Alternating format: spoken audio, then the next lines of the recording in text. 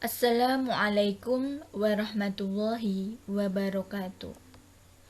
Bab pertama kelas 8 semester 1 yaitu iman kepada kitab Allah Subhanahu wa taala.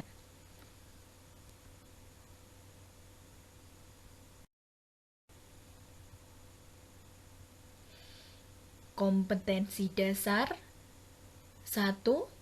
Menjelaskan pengertian beriman kepada kitab-kitab Allah. 2. Menyebutkan nama-nama kitab Allah yang diturunkan kepada para rasul.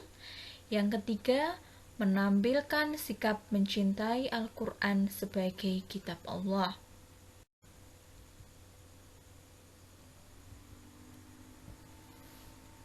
Selanjutnya tujuan pembelajaran 1. Meyakini bahwa Allah telah menurunkan kitab-kitabnya kepada para rasul untuk disampaikan kepada umat manusia. Kedua, percaya bahwa Al-Quran adalah kitab yang diturunkan kepada nabi dan rasul yang terakhir, dan mempedomani Al-Quran dalam perilaku sehari-hari. Ketiga, menghargai pemeluk agama lain merupakan salah satu wujud menjalankan perintah yang terdapat dalam kitab suci Al-Quran. Keempat, menghindari perilaku tercela terhadap penganut agama lain berkaitan dengan keyakinan yang dianutnya. Terakhir, mengamalkan perintah-perintah yang terdapat dalam kitab suci Al-Quran.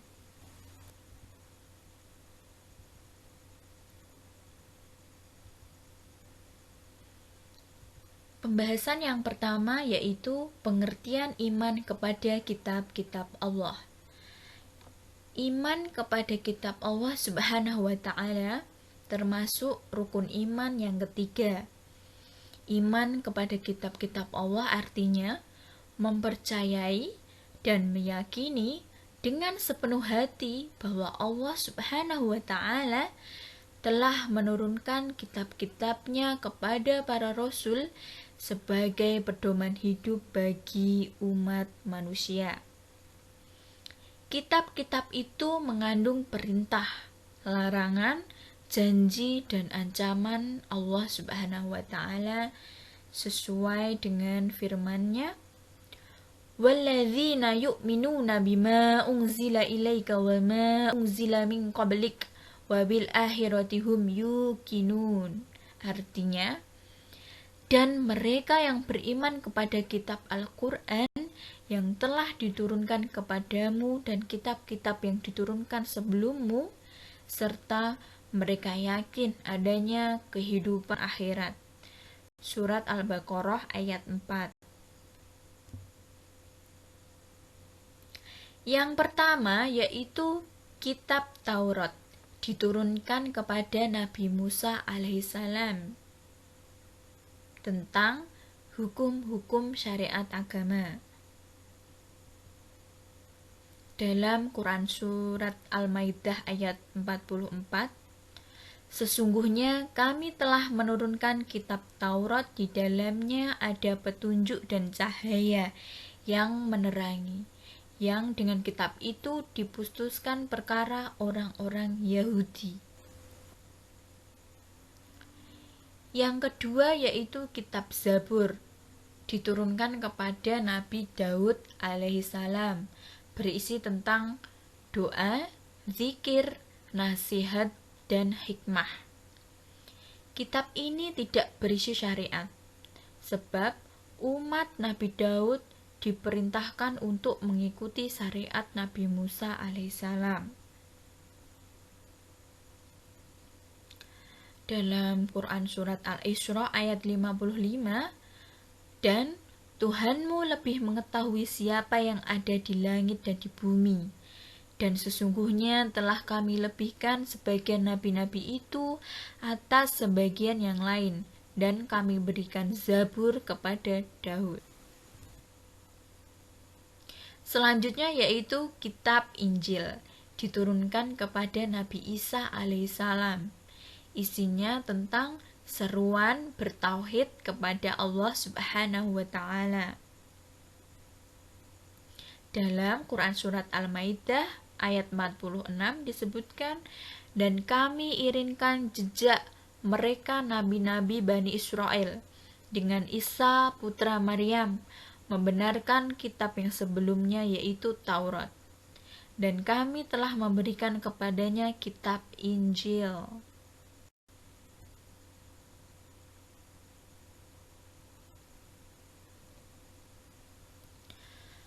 Dan selanjutnya yaitu kitab Al-Quran, diturunkan kepada Nabi Muhammad SAW. Isinya berupa syariat yang menghapuskan sebagian isi kitab-kitab terdahulu yang tidak sesuai dengan zaman. Kitab Al-Quran ini abadi, berlaku untuk sepanjang masa, sebab isinya lengkap, menyeluruh, dan dapat menjawab permasalahan yang terjadi sepanjang masa.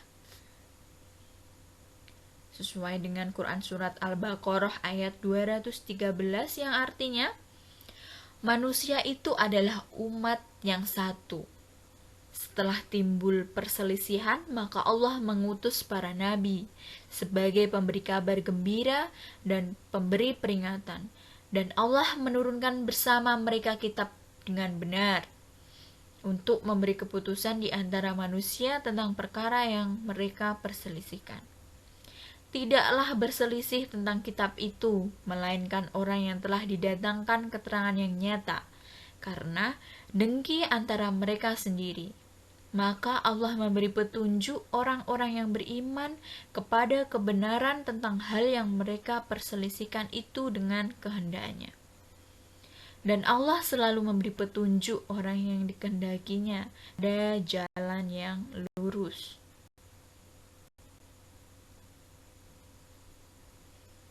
Pembahasan selanjutnya yaitu tentang suhuf atau sohifah-sohifah. Suhuf adalah lembaran-lembaran yang terpisah-pisah. Suhuf atau sohifah diturunkan kepada Nabi Syed alaihissalam sejumlah 50 suhuf. Kedua, diturunkan kepada Nabi Idris alaihissalam sejumlah 30 suhuf. Ketiga, diturunkan kepada Nabi Ibrahim alaihissalam sejumlah 10 suhuf. Selanjutnya kepada Nabi Musa alaihissalam sejumlah 10 suhuf.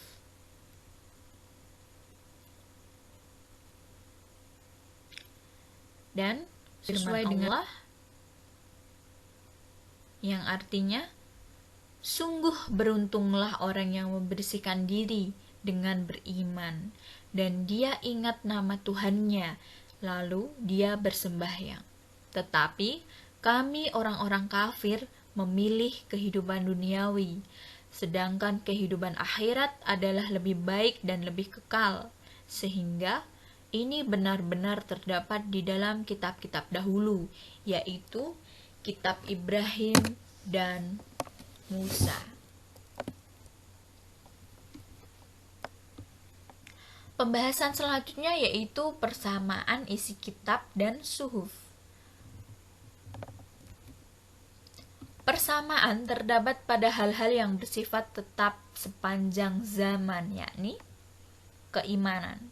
Semua kitab-kitab Allah yang diturunkan kepada para nabi dan rasul pasti mengajar tentang keesaan Allah atau tauhid, kehidupan akhirat, alam goib, surga dan neraka. Selanjutnya yaitu persamaan tentang syariat. Hukum-hukum yang pokok seperti larangan zina, membunuh manusia, mencuri, berdusta, kewajiban berbakti kepada orang tua, dan lain sebagainya. Selanjutnya tentang sejarah. Keterangan-keterangan tentang kisah para nabi dan umatnya.